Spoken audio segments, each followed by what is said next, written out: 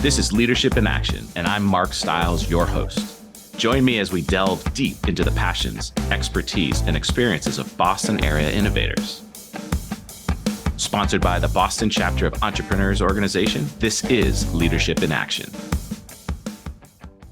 Hey folks, welcome back to Leadership in Action, your Boston chapter of Entrepreneurs Organization podcast. Today's guest, we are very excited to have with us. She is an entrepreneur, inventor, and leader in the luxury goods and jewelry industry. She comes from an accounting background. She's included on a list of Inc. 5000 fastest growing companies this year. That's nationwide, folks. She was a semifinalist in the Ernst & Young Entrepreneur of the Year in 2018.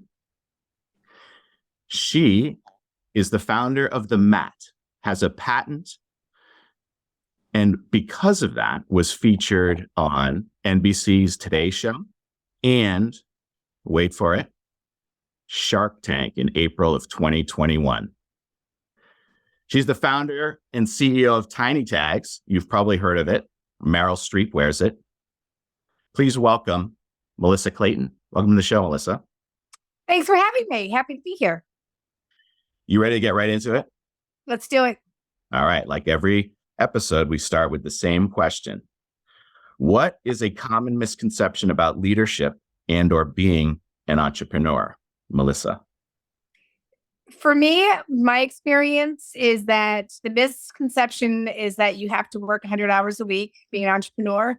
And I think for leadership that you can't be vulnerable. I like saying that. I think that has changed a lot. When I think of my days in corporate America, there was definitely like a wall between leadership, it felt, and the team. And I feel like that is no longer the case. And that's definitely more my style.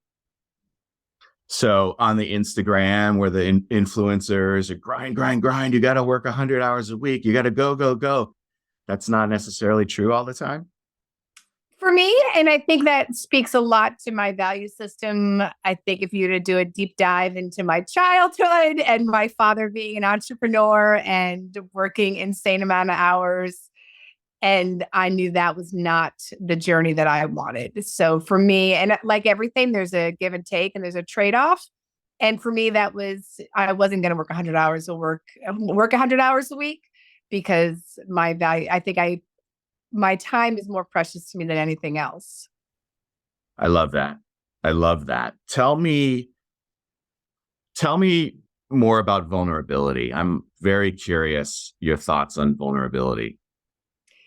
I think, I've heard it's called the new superpower. I'm a big fan of Brene Brown. And for me, being vulnerable, and it also speaks to the business that I am in. Our whole entire business of Tiny Tags is centered around celebrating children, every woman's unique journey of motherhood. And if you are not vulnerable there, you're just not going to connect with your audience. And so much for Tiny Tags for me. And I think what has led to our success is my own personal journey. Very much what Tiny Tags is a lot of my own personal story. And I think when me sharing that has allowed me to connect with our community. And the word authentic is thrown around so much. And I'm authentic without trying to be. I'm not trying to be authentic. I'm just being me. And Isn't that funny? Yeah.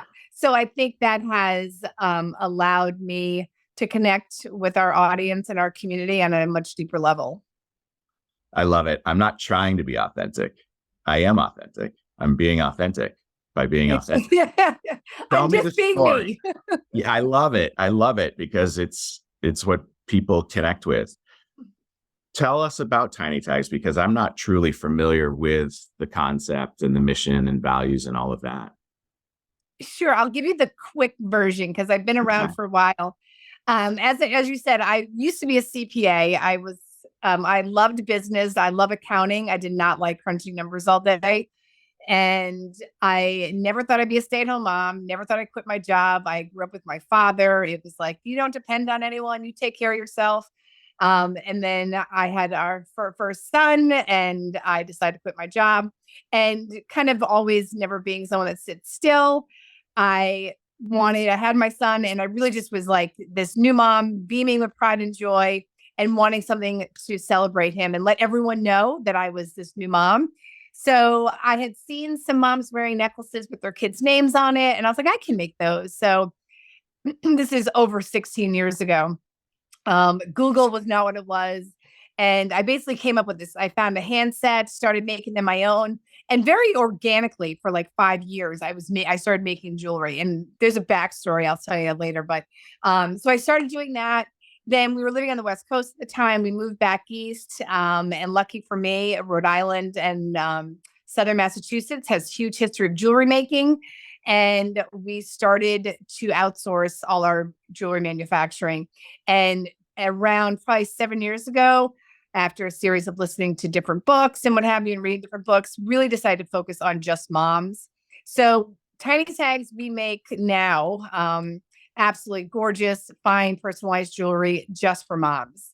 Really focusing on moms wearing their kids' names. We can do back engraving with their birthdays, their birth times, and really talking about the gift of a child.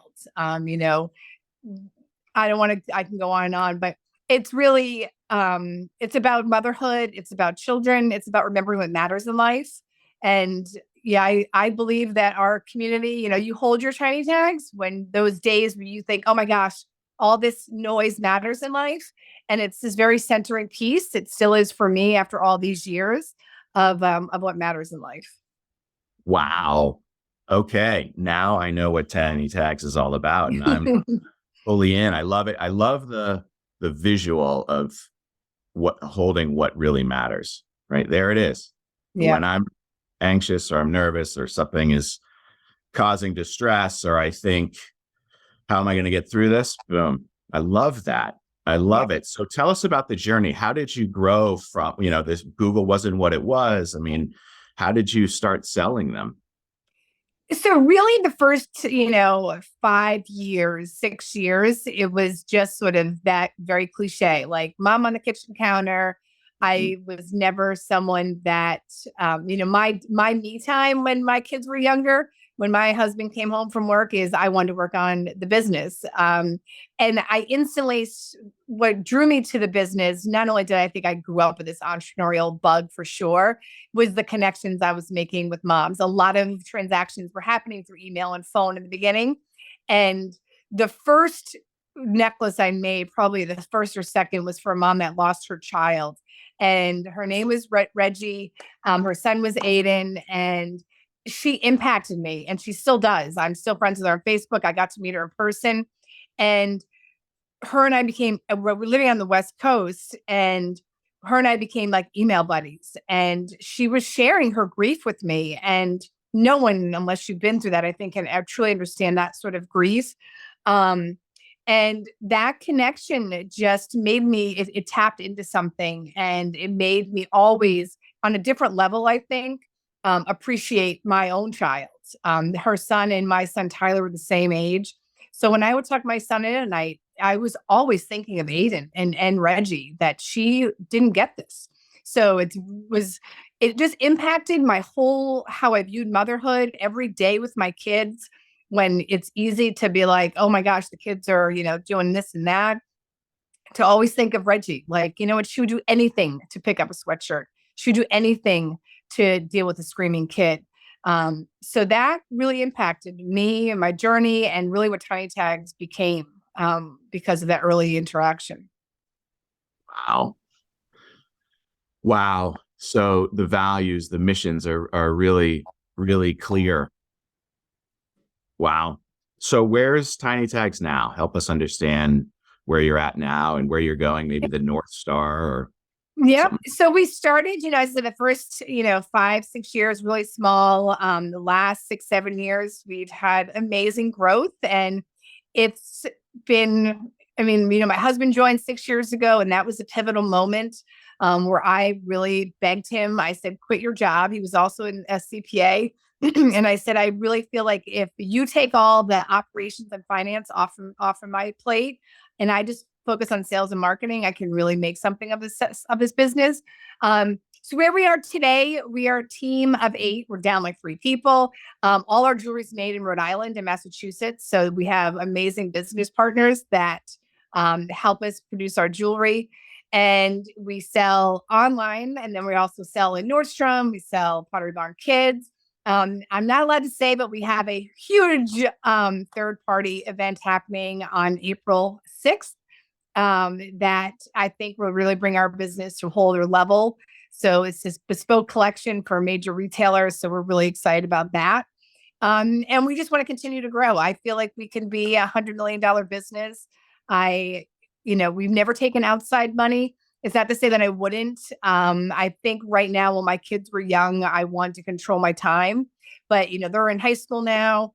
I could see, in the next few years, wanting to take it to the next level because I'll have more time. So, Wow. I love that. 100 million. I love that goal. So I have to ask you, strictly curious. I hope all of the listeners are equally curious. Shark Tank. Give us the play-by-play, like behind the scenes, everything. So the other part, I have this invention. So I'll give you a quick backstory. I've always had a small bathroom, apartments in Boston, hair dryer. If you're a woman out there, or if you're a man, having watched your wife or girlfriend get ready, hair dryer on the toilet bowl, makeup around the edges of the sink, falls in the sink on the floor. And I said, there has to be an easier way, and came up with the idea of something that would go over your sink to create a counter. My husband and my father-in-law, who is a very handy engineer type brain, they came up with this fold, and we came up with this 6-panel contraption with this faux leather, and it basically folds up to the size of an iPad, but when it unfolds, it lays over pretty much any sink. And we call it the MATTE, MATTE. And I applied for Shark Tank 2016, made it to the second round, didn't get it, reapplied in 2019. We filmed in 2020 and aired last 2021. And it was during COVID. I had a quarantine for 9 days in Vegas, which for someone like me is a huge deal breaker. And originally I was like, I can't do it. They said that, it's really good accommodations. So went, filmed, obviously it was incredibly nerve-wracking. We did a deal on TV. It did not happen in real life. So we did a deal with Lori on TV, and then things did not pan out after the show ended. So, but it was amazing. It was amazing. Really interesting. So that aired in April of 2021. Yes.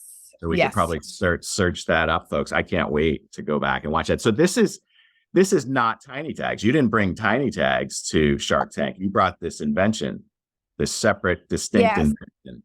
Tell us about that. Yeah, I didn't. I really, and they're very adamant on the show that if you're going to go on there, you really have to want to make a deal. Yeah. And I feel like I'm just too protective of Tiny Tags. I know the first thing an investor would say is you have to go after the bridal market. You have to go after the dads. There's all these other markets you can get into. And Tiny Tags is just too close to my heart right now. And I wouldn't want to share it with anyone. I love it. The riches are in the niches, I've heard before. So yes, stay focused on that. Wow, that's really interesting. Let's talk about you as a kid. You started to talk about your father. Your father worked a lot of hours. What was he doing? My dad had 3, I think it is, software companies growing up. Very successful entrepreneur. And just passionate beyond passionate. My husband will always say, I've never met anyone like your dad. So, and I love it. I grew up stuffing envelopes. I grew up going to the office, cleaning. You're not going to pay for a janitor when you first start out. So my sister and I were the janitors. We stuffed the envelopes. We went to trade shows. So very much grew up watching my dad grow his businesses. So when and where was that? That was in Massachusetts, and that was in the 80s, I guess, in the time of like Wang, DEC, all those old school computer companies. So my dad was part of that era. So early adopting software sales company, entrepreneur. Yeah, absolutely. But worked a lot. You saw that and said, I need more balance than that. Yes. And I think, my mom lived in New York. So I grew up with my dad, which I think is always unusual, especially in that time. Um, and I think when I became a mom, I was never someone that dreamt about being a mom, to be quite frank. And I think that's probably a little bit because my view of motherhood was probably pretty skewed. And then I had my son, and I have an aunt that I've always looked up to.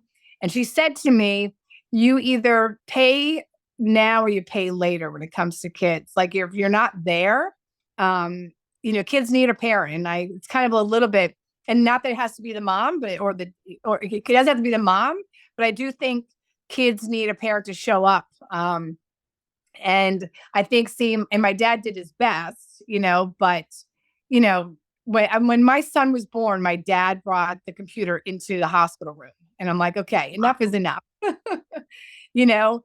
And I just remember him calling my dad, are you coming home from work? And I mean, and listen, I understand he had to do that. His entire life was banking on the business. And I think, at the time he didn't have a choice, right? He was a single dad, where I feel like my husband and I, we felt like, when I quit work, he worked. And then when I was like, okay, let me take a go at Tiny Text, he quit his job. So, there's a little bit more balance in now than there probably was back then, that both people have the opportunity to make money. So anyway, yeah, did I answer the question? So yeah, you totally did. And, it brings me to like a whole nother rabbit hole completely is, you learn from people, you learn the good from people, but then you learn, I don't really want to do that. Like that didn't look fun. So, I'm not looking to do that. So tell me about your husband joining. That's really exciting. Family biz now. Yeah, it's been amazing. And I'm always really transparent. Also, it was really probably the biggest struggle in our marriage. We married it'll be 21 years this May. And we're definitely best friends. It was always, I always feel like I was somebody when people said that marriages work, I was like, what are you talking about? This is like easy peasy. And when we started to work together with COVID, it was like, okay, wow, this is a lot of time together. But I'm really proud of us that we've really worked through those bumps. And I feel like we're stronger on the other side. And there's no one else I'd rather grow the business with, because I trust him more than anyone. So he does all operations finance. He's our CFO, and we are truly probably perfect partners, because I am shoot from the hip, super doing 20 things at a time. And he is very methodical, very thoughtful. So when I oh my gosh, we got to do this, and I kind of gravitate to the next shiny object, he's great at sort of pulling me back, making me think it through, making me take that pause. So it's been great. So you don't find a lot of accountant, sales, and marketing, combo. How did you find yourself studying accounting when you were a kid? Well, I was a philosophy major undergrad. That might answer a lot. Okay. I loved religion. I went to UMass Amherst, and my dad was like, they didn't have theology as a major. My dad's like, we'll do philosophy. And I was like, okay. And I really did love philosophy. I loved why are we here? All that stuff. I'm still love all that, like Eckhart Tolle stuff. And so I was working, I graduated UMass during the recession, was working at a bank, and my dad was like, okay, you got to do something. Went to Northeastern at night for business school, and loved accounting because it was the language of business. So they had a great program where you basically got an MS in accounting and MBA in 18 months. And I did an internship at Coopers and Lybrand, got a job offer, and then I went to work for PwC. But you do audit and tax. And that was pretty boring. And I said, I knew I needed to break out. So I was like, maybe I can sell financial software. That was my thought. So then I worked at Oracle. And then I had Tyler, and then I quit. And then I sort of, I think I always say I fell into the jewelry business. But now when I think of what it has meant to me, I don't think it was an accident. That someone whose mother struggled to show up is now in the business of celebrating children, connecting with mothers. I'm like, that's not a coincidence. So no, and I was watching that thread come together too, and it must really give you an amazing amount of purpose. By the way, I may have been in one of those philosophy classes out in Amherst with you at the same time. I, on the other hand, didn't really enjoy the philosophy class. I was like taking it and wondering, why am I here? But now, as I grow and become wiser, I mean, I read the Stoics every morning, right? So it's really interesting how we can evolve. But you bring up such an interesting point of the trajectory in life, right? So where something takes you, and we find that a lot in conversations with folks is, there's a moment in time that was pivotal enough that I went the direction that I went. And it sounds like having Tyler was that moment in time. You didn't see yourself necessarily as a stay-at-home mom, maybe thinking, okay, what's the next move, right? So I'm going to stay home for X amount of weeks, and then I'm going to fill in the blank. And then boom. Yeah, I think, and I can't cry here, is when the whole time I was pregnant with Tyler, and he was going to go to daycare, and it's not to say that daycare is a bad choice or anything. I never thought once about that I would fall in love with him. Like, I never thought about loving him. I actually, I remember Mike and I were married for 2 years. I'm like, well, I guess we have kids now. That's what you do. But I was never someone that thought about being a mom. And I think probably it was a lot because of my own motherhood, my own mom.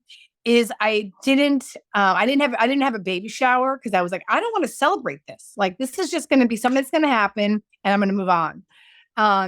And I think when I did have Tyler and something kicked in, it was, it made me understood it brought up so much because it made me think about my own mother and her struggles. And it was like, wow, I know she loved me, but then for her not to show up, you realize, and that's where Tiny Tags is today, is I learned my mother not showing up had to do about her, not me. And when you realize that moms have to love themselves first, then you could show up for your child. And that's where my mother's, her pain came from, is never loving herself. And I see now her not showing up was because she actually probably thought that was best for us. They're better off with their dad because I'm not able to show up for them. So anyway. So this is that vulnerability thing you were talking about. yeah, but superpower. But I'm not a very good crier and talker, so I need to be able to not cry. I knew this was going to be a great episode, and thank you for that. One of the things I've learned as a member of EO is vulnerability. I always struggled with vulnerability, and it truly is the superpower. And you get into these forums, these groups within the chapter, and it's sacred, it's confidential, and you're talking with people who share an understanding of what you're going through as a business owner, leader, entrepreneur, that sometimes we feel like we're on islands. Yeah. And I am fish out of water. I don't even know who to talk to about this. And that's right. The beauty of EO. So how do we get you? How do we get you in? Huh? What's it going to take? Let me see. What would Shark Tank say? So funny. So that's interesting too about Shark Tank, that you think those deals are deals, but we're not signing contracts on TV, right? We got more negotiating to do, probably, right? Yeah, and I'll tell you one little tidbit and now it's been so long, no one's going to come after me. That's a limitation. So Lori's people called me. We talked to them after the show aired, and then we sent them all the paperwork, and then we didn't hear from anyone. And I think it was truly an error on their part. 2 days before the show airs, they call and they're like, hey, we're not going to do the deal, but by the way, you should raise your prices. I was like, I think I said on TV that it was $24.99. And he's like, you have no business at $24.99. You got to raise it to $34.99. I'm like, you want me to raise it $10? And he's like, yep, you'll be fine. Some people complain, but who cares about them? You need to raise. And he was right. So we raised our prices to $34.99 the day before it aired, which was crazy for us. Huh. So you pitched it at $24.99 and then it aired and it was $34.99 the next day. $34.99. Yeah. But he was right. We didn't have a business at $24.99. You need to build in the profit, right? Yeah, the shipping costs, everything. He's like, you need to raise your prices. So we did, and we never reduced them. We stayed at $34.99. Would they have done the deal at $34.99? I don't know. In their credit, the mat is a product, not a business. So I understood why they walked away.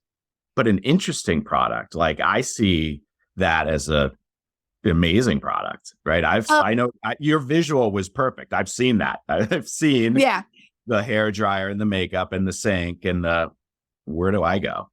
Right. In all honesty, because I try to do both at once and I can't. So the mat truly is run by my 18-year-old son. We sell it on Amazon, we sell it on the website. And I would love some crazy enthusiastic person to come along and be like, hey, let me really work at this, because it is an amazing product. I use mine every single day. The people that get it. And the people that, they use it every single day, and it is ripe. I mean, last year we did $200,000 and we didn't do anything. It literally just sat on Amazon. And through the algorithm, that's my son's job. He sends it into Amazon and it ships. And every now and then someone will TikTok it and we'll have crazy sales.